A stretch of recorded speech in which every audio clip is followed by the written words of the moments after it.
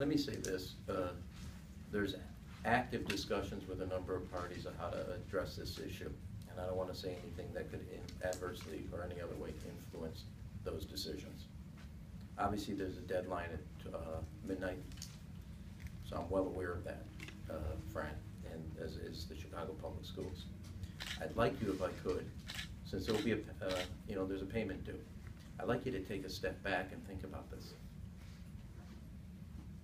Every other school district in the state of Illinois, because of the subsidy that the state provides on pensions, to the tune of $2,000 per student, can think about education.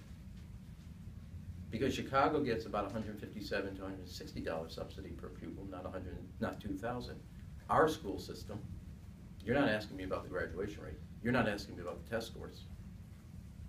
You're not asking me about attendance. You're asking me about a pension payment. No other school district in the state of Illinois is asked about a pension payment. The school system is supposed to be focused on the education of our children. Because of the structural inequity and because of the system, Chicago Public Schools now are a question about whether they make a pension payment, not whether they hit a graduation rate.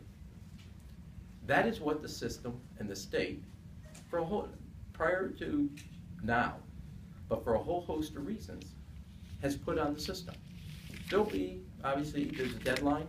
There's active discussions going on. I don't want to make any statement that could adversely affect those discussions. But I think it's really incumbent that all of us step back and think about it. In Aurora, they can focus on education. In Winnetka, they can focus on education. In Chicago, because of the way the system's set up, we can focus on a pension payment. And that means the resources of our teachers, our principals, and administrators is not about education.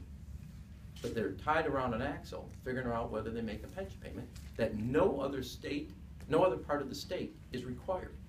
Aurora does not have to think about a pension payment because the state picks it up for them.